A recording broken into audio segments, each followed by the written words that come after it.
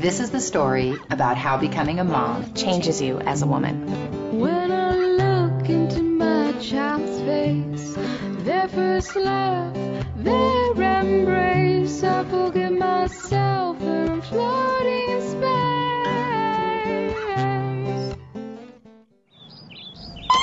Hey, good morning, Moms. The sun is shining. Your kids are whining. It's time to get up.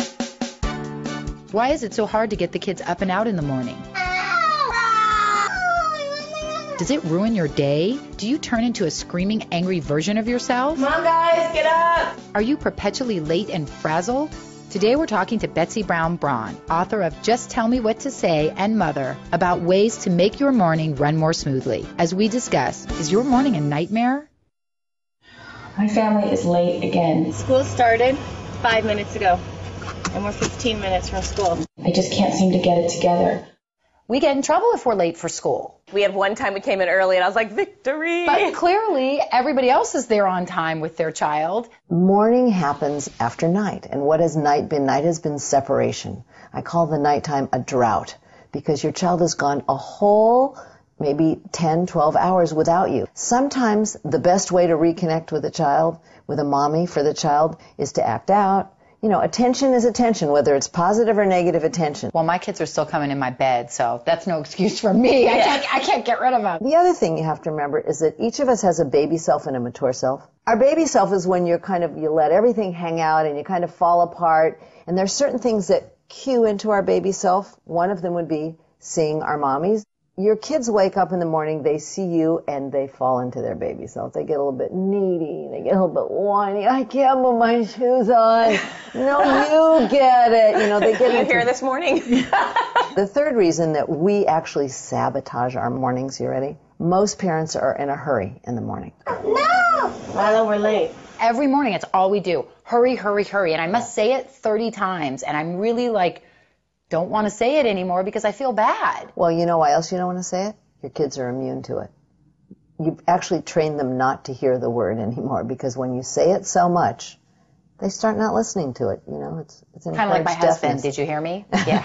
Oh, don't even get me started. So what are the suggestions that you have to make our mornings run easier?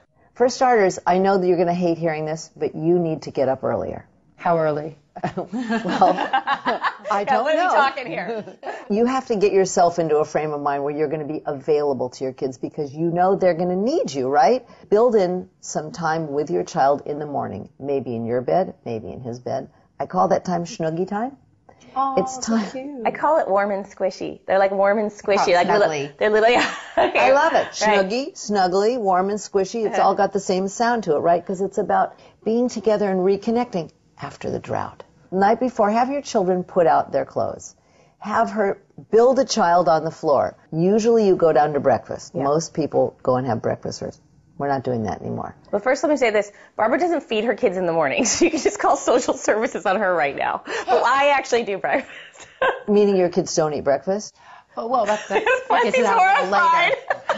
Let's go on the assumption that your kids are going to have breakfast in some form and that breakfast is really, really important for children, for all human beings. And we talk to them about that because it jumpstarts their brains.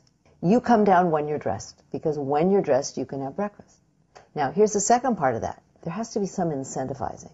So it goes schnuggy, dressed, breakfast, teeth. Okay, so after breakfast. You don't even brush them in the morning. Yes, I do. No, I do now that we have the dentist on. Anyway, I do. Okay. Go ahead, Betsy. The idea is to give your child the message, you got everything done, all of your responsibilities, and look at the consequence of that good choice. You have extra time. We keep blaming our kids. You're not hurrying fast enough. And what you're really saying is we need to wake up a little earlier. We need to be a little more organized. We need to make sure the bag is packed right. So I think that's something that we are definitely going to have to aspire to. I got a lot of work to do. With a little prior planning, you may find that your day starts off much more peaceful. So lay out those clothes, set that alarm, get up a little earlier, and let the ease of the morning start your whole day off with joy. Mommy, I'm ready for school! Already? Oh my gosh. Okay, let me get my tea. Remember, we're all in this together. We want to know what's going on in your mom life. So come visit our community at jenandbarb.com.